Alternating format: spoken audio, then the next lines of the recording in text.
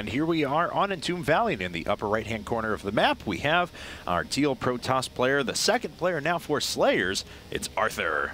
And his opponent in the lower left-hand corner from Evil Genius's winner of game number 1 over Genius, it is Huck. Is Huck still the only person to win 2 MLG tournaments? Did Lenok get a second one? Yeah, because he won the... Okay. He won the most recent one. Yes, he did. Okay, Rally. so Yes. Huck is in a rare group there, yes. with multiple tournament wins of the same tournament. Him and Lenok seem to be the only ones. And for IPL, obviously, we've not had a repeat winner. I think, let's see, the order was Idra, then White Raw, then Stefano, then Alive. So American, European, Korean. Correct. Weird progression there. No, I'm just kidding. Stefano obviously beat a ton of amazing Korean players at IPL 3 to be the champion there. And IPL 5 coming up not too far from now. There's a ton of great European players, great North American players, great Korean players, and actually a Chinese player as well. That's Jigua right. is Jigua, the light of China. He'll be joining us at IPL 5 as a regional qualifier, so that'll be very exciting actually to have him on U.S. soil trying to knock out some StarCraft players. Yeah, we've confirmed we already got everything worked out as far as his travel and visa situation, so you guys will see a very strong Chinese player there as well. So hopefully he'll do quite well in the tournament. Of course, our tournament is going to be a little bit different. It's actually a giant 72-player double elimination bracket. The idea was to eliminate group stages to see who would actually be able to make that kind of incredible bracket run. And it's an experiment, certainly, and we're taking feedback on it, but we're trying to shake things up a little bit and see what people think of it. Yep, changing it up. No groups at all, just a straight-up massive bracket, and obviously seeding is going to be used in some capacity. We've got the regional winners receiving the free trips. They're going to actually be seated far ahead of the satellite qualifiers who basically got in through that means. But yeah, we've got just incredible players already lined up for the event. But right now, this PvP is starting to take shape a little bit more. It looks like Huck is going to be the slower one on the second gas this time around. Arthur is going to be a little bit speedier on that, but his cybernetic score is actually a little bit behind as a result. Yeah, Huck's actually doing the same thing he did last time. Arthur, on the other hand, decided to go double gas before he went for a cybernetic score. We've seen that a lot out of Protoss players lately, but usually they decide to drop down a... they only put 2 in each gas. In this case, it's 3, and the gas income is consequently much higher. He needs all the gas for what we do not know, but perhaps it will be a Stargate build. Perhaps it will be a quick robotics bay, not facility, mind you, bay, just try and get to Colossi really quickly. So, you know, he's got a couple of things that he could still do there once his cybernetic score is done now. So once he gets enough minerals, we can actually see what he's going to be doing with that. Huck hates his own pylon, accidentally shot it there for a second, but he will eventually dispatch of this probe. Bye-bye, probe. Bye-bye, probe. No hiding in the trees for you. No. Silly probe, you can't climb trees. Okay, well, it's just 2 Stalkers being constructed. I guess this was a 3 Stalker opening, but a super high gas variant. He needs a lot of gas for those Stalkers, let me tell you. There's a lovely tech building, Twilight Council. Yeah, it looks like Arthur might have thought to himself, if that's Huck's PvP strategy, I can beat him at his own game, and he's going to try blinking himself into victory. We'll find out. Always when you go double gas, 3 on each gas before you know, cybernetic score comes up, the DT sense is always tingling a bit. Oh, that's true. And we'll see if he decides to go down that route. Huck, of course, once again, Nexus on the same time as well. Dun, dun, dun. So Huck could be, going for the exact same build. Arthur, if he does give DTs a try, he could be in trouble because Huck, by this time last game, had a lot of Stalkers. Yeah, we do see Blink now for Arthur, so that is going to be a little bit safer. Huck actually switching into Genius's shoes a little bit here now with the robotics facility coming up instead. But this, we've already got a little Stalker battle going on, and both players leaving with about the same health exchanged. Great control from both players, though. They were individually microing their Stalkers to the back there for a bit, and then Arthur retreating to the high ground just perfectly. Huck did shift both of his unhurt Stalkers to the front, but it still wasn't enough. So really clever maneuver there. Arthur going after a little bit later 4-gate, though. It is going to incorporate Blink, of course, and it's going to hit quite strong as he will have enough gas for a ton of Stalkers on the map. All right, more gateways, yeah, for Arthur, and that's going to give him a huge capacity, like you said. But you know, if Huck can control this, even the ramp looks very similar to what we just saw on Whirlwind. So if Huck can hold this better than Genius did and keep those Immortals alive, that will actually just be a massive difference. If he can just micro better than we saw Genius. Actually, Genius kind of didn't have much of a choice either with those great force fields from Huck. Right. He just got pinned in and couldn't really do a whole lot. But now, yeah, we see Arthur baiting force fields from Huck. It's similar to the way we saw Huck doing it to Genius moments ago.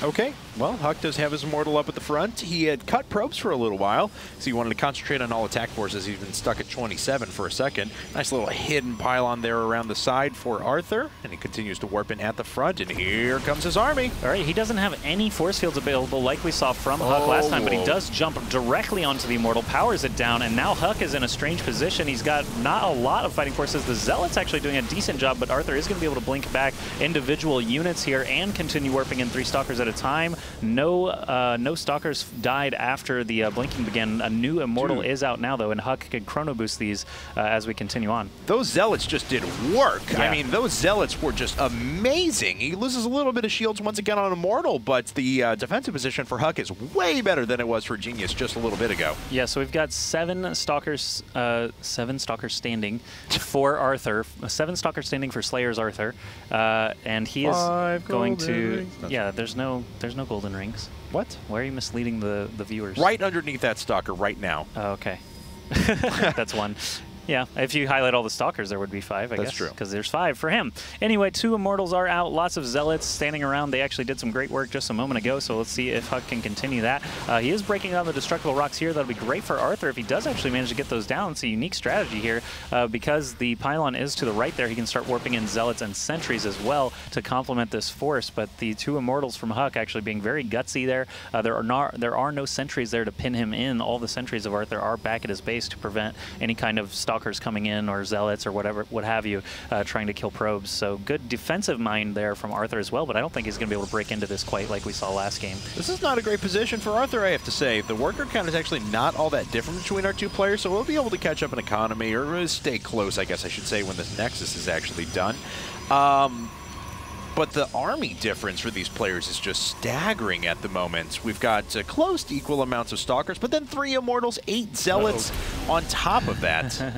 SlayerS Arthur trying to test the water a little bit. Did not like what he saw with the Immortals all the way up at the front. There is no supporting cast here for these Blink Stalkers, so they are just going to go ahead and flee. And Huck senses weakness. He is going to start moving out onto the map. He's got a pretty sizable force, and out in the open like this is actually not too terrible of a place to fight. He can drop force fields to try and keep some of these units corralled after a blink, for example. But as he moves forward here, he's already got that forward pylon. The probe is very nearby to drop even more. So if Huck continues on this path, it's going to be up to Arthur to be able to blink defensively for a long time here. Now, of course, he has no blink himself, so it'll be the only disadvantage he's carrying into this. Wondered where that 3rd Immortal was going. Apparently, it was just, no, it wasn't breaking down the rocks. It was just picking off a couple of pylons. So Huck doesn't have his complete forces up at the front quite yet, and he's certainly got to watch out and get his Zealots to the front here in a second, or that could be some dead Immortals and need to gather all of his forces in one place. All right, 2 more gateways coming up for Huck. He is working off of 2 bases. Oh, nice. He's got the great pylon placement that can, I believe, actually get into the main of Arthur. Arthur obviously not able to detect that as he doesn't have any units over by his 3rd, and Huck is just massing a huge army outside of Arthur's base. Arthur really can't escape out of here, and even if he takes out this pylon on the low ground, he doesn't know about the one that Huck is setting up near his main. Yeah, that's right. So all Huck has to do is just mosey his way on up there, and that's a little bit harder said than done, of course. He can use the Observer even to do the warp ends and just do 2 fronts. Nice job. It loses the pylon, but that's not that big of a blow to him. Huck is actually macroing up back at home, too. He's producing another pylon. He's got 2 more gateways coming up, and he has already warped in inside of his opponent's base. So now Arthur is going to have to retreat forces back, and he just warped in up at the front as well. That means he has to walk everything back, or he is going to lose a lot of stuff. All right, so the Zealots are obviously drawing the defenses back. That's going to give Huck the opportunity to move forward a little bit. These first 3 force fields were not super amazing. They did kill a couple of Zealots. The Zealots in the back still drawing a ton of fire from a lot of Stalkers, but now that these force fields are fading, Huck can give it another attempt. He can also warp in again from that pylon over there. Chooses not to. Instead, he is going to supplement this force up at the front. Zealots do get in. Stalkers are able to blink up, and that's great for Huck as he's able to get a little bit better positioning. Once these Immortals are able to start walking up and join the fight, that's when we'll really see if Huck has what he needs here to try and dispatch Arthur for good. Yeah, I have to hand it to Arthur, though. He actually he's done a pretty admirable job of holding this so far. He had a vastly inferior position. He's still losing a lot of stuff. Huck still has a big advantage, but Arthur has done a good job with kind of the hand he was dealt. All right, so the Zealots are actually attacking the Nexus down now. The Immortals are finally getting into the fray. They are being focused down by Arthur very quickly, but the Zealots could do irreparable damage here if this continues for much longer. Arthur's not going to try and deal with it. Instead, he is going to hunt down the last of these Blink Stalkers. Huck could actually warp in even more Zealots to try and accelerate this process, but right now, Arthur's more or less resigned this Nexus to death, which is kind of interesting. Oh, finally warping in 4 Zealots to try and deal with this, but we'll see if the damage... Okay, it looks like he is going to actually save the Nexus with that warp in. Yeah, but he's going to have to worry about more warp-ins here in a bit. I don't think that Observer is anywhere close, and Arthur did actually manage to eke out a pretty decent army. Oh, and he blinks directly on top of this force. We'll see if that's going to be worth it, because he also blinks directly on top of the Zealots, and the Zealots were what really were dealing out some damage there, even with a pretty decent army moving forward. I think that was a big mistake out of Arthur. All these probes pulled as well are serving to get some damage in, as well as being able to take a couple of shots if Arthur's not able to micro efficiently enough. Huck still has that pylon up by Arthur's main that he can make use of. He's still making Immortals and doesn't feel the need to expand again. So I think Huck still feels that he's equitable right now. After repelling that attack from Arthur, he has to still feel pretty good about his position in the game. He has 2 more probes than his opponent. Both players are actually sinking every single mineral and gas into fighting units. I haven't seen a probe built in the production tab for minutes now, and it's just a constant tug of war over the middle of the map now. I'm a little surprised he hasn't run this Immortal out to help as well. No threat of forward warp-ins as we can see. Of course, he can't know that 100% for sure. Arthur going to go ahead and drop down a pylon at the front, though. But, yeah, you're right. No more additional workers made at all. He could try and start to regain somewhat of an economic advantage. But there's that Observer coming back, and it's going to try and warp in some more units up at the front. Huck will have to deal with this army with what he's got, and I think it's going to be enough, yeah, especially with that Immortal there now. Okay, big warp in this time for Zealots again. Actually, he could possibly cleave through this shield and the rest of that health very, very quickly. Only about 400 damage altogether. 200 already down, only 200 remaining. That's definitely going to go down now. So Arthur is attacking at the front of Huck without a Nexus back at home to run back to. So the Immortal is trying to actually power down these Zealots, which seem to be a big issue. Huck has way more Zealots than Arthur has Stalkers even, and he is just cutting through. Arthur's not even going to let the fight finish before he knows that he is done for. GG. Wow. So Huck opens up with 2 straight wins against strong SlayerS Protoss players. That's a really good effort, and that's exactly what you want out of your opening player in a Team League situation. It's interesting because now like Alicia and Brown are options still, but not really anymore because Huck just, you know, destroyed the first 2 Protoss players that they put up. So yeah. Miso is actually going to be the next player for SlayerS. Kind of interesting. What race does Miso play, actually? He is actually a former Next player. That's the tag he's actually going to use. Terran. He's a Terran player, so... Good thing he's not Protoss, because that would have made the whole thing that I just said really silly. No, he is going to be a Terran player, so we're going to jump into that game here in just a bit. Huck is rolling, though. We'll see if he can keep it going, or if Miso can start to win things back a little bit for SlayerS. We've got to run to a commercial break, though, and we'll be right back after this.